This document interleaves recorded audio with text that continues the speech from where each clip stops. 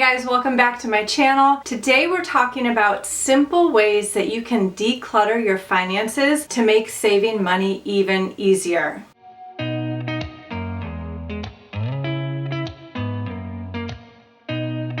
Please don't forget to subscribe to this channel if you haven't yet, and if you're excited to learn how decluttering can really help you save more money, then go ahead and hit the like button below. My name is Katie, I'm a financial coach, and over the past few years I've helped my clients pay off hundreds of thousands of dollars in debt, save money, and regain control of their finances through simplifying, decluttering, and really getting clear about what they actually want for their money. Now, all this month we've been talking about saving money. I've got videos about sinking funds, emergency funds, the difference between the two, and so you can take a look at those. They're all linked down in the description below. Today we're talking about one of my favorite topics, which is decluttering, getting rid of the extra stuff. All right, so you guys, this is a marathon, not a sprint. Now, don't get me wrong. You could have a KonMari weekend where you completely empty out all of the things that don't bring you joy, that you don't use, that aren't functional, and really have a clear, clean space. But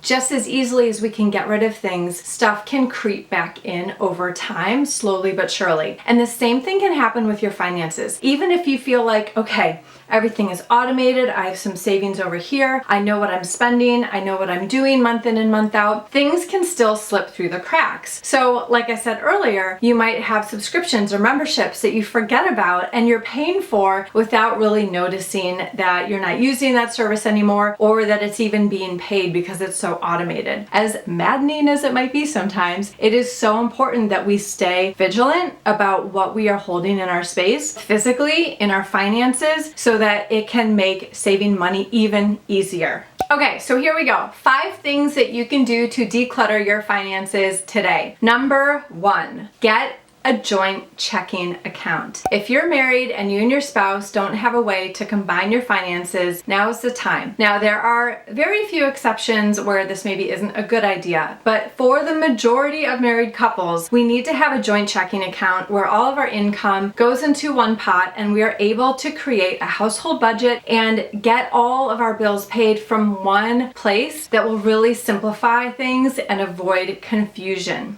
Even if you and your spouse aren't in a position where you want to join your income into one place, at least have a joint checking account where you can automatically transfer money from your accounts into one spot for all of your household expenses, and make sure that you have a household budget that matches up with how you plan to spend that money every single month. Number 2, stop using credit cards.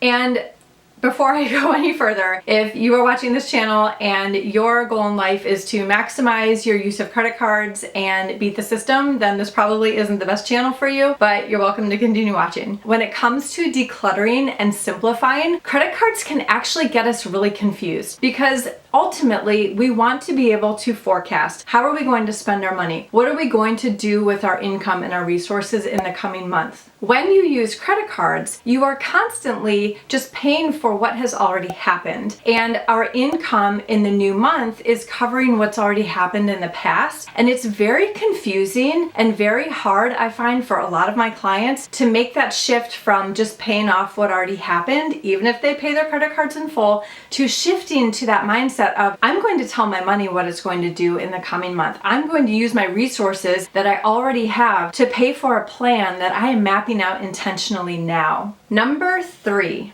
declutter your physical space where you open up any bills or keep track of expenses. Just get rid of the paper. If you are still getting a lot of bills in the mail or statements, like, that's fine. I still get a lot of paper in the mail, but make sure that it's organized and make sure that you are shredding or recycling or getting rid of anything that you don't actually need. So when the bills or the statements come in the mail, open them up, look at them, make any notations or notes that you need to, recycle the envelopes, like get rid of the excess. If there's all those pages in the back of your statement that you don't actually need, recycle them or put them through the shredder. Make sure you deal with things as they come in and have a place to put them. Same thing digitally. If you are receiving statements or invoices or receipts in your email, have folders for them. Download the receipts, put them somewhere, store them in a Google folder. Like, have a place where you keep all of your financials so that you can easily access them. If you're a business owner, it makes tax time easier. Just have an organizational system that is going to allow you to see things as they come in. That makes it, number one, really easy to get into a flow and a routine where if there are any discrepancies or if something doesn't feel right or look right, you can catch it immediately. Okay, number 4, and this might be kind of obvious, but I want you to actually go through your plan for your money for the coming month. Go through how you've been spending money over the past few months and look and see where you can declutter. If your goal right now is to put some extra money in savings, this is a really great way to do it, because so often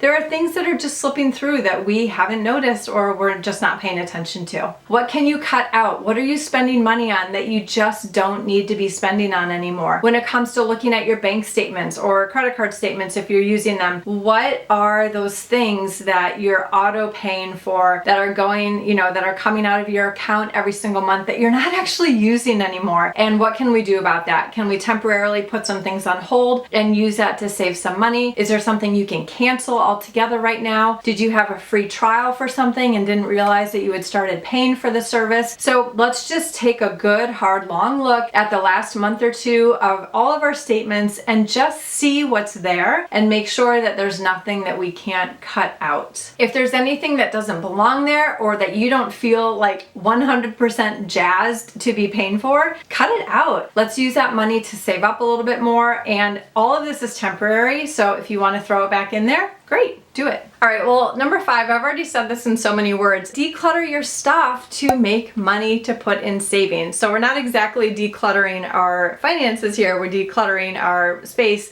so that we can help our finances. But I think now is the perfect time. It is finally spring in New Hampshire. I'm filming this on the first day of spring and everyone is starting to come out. It is the season for being outside with bikes, and with the pandemic, a lot of sort of outdoor equipment is really hard to get your hands on right now. So if you have things in your household that you are not using that people could enjoy in the outdoors, get that stuff sold and put that money in savings. It is a great opportunity to boost your savings quickly, literally in a weekend. Just this morning, in fact, I sold our kids' double wagon thing, like a collapsible wagon with a canopy over it. And oh my gosh, by the way, if you have one of those, radio flyer collapsible wagons, I had 60 people in my inbox who wanted that thing. So if you're looking for a little extra cash and don't need your wagon anymore, throw it on Facebook Marketplace. It'll be gone in a hot second. Decluttering really is one of the most amazing things you can do in your life.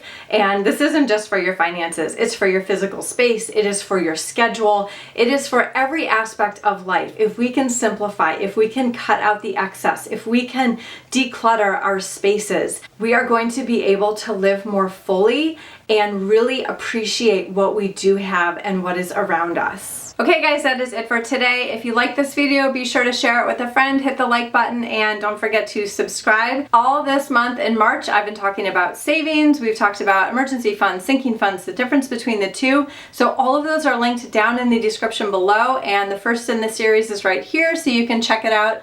I hope you have a great week. We'll be back next week talking about your April budget, putting it together, so you don't want to miss that. I'll see you Thursday at 11 a.m. Eastern, and until then, have a great week. Bye.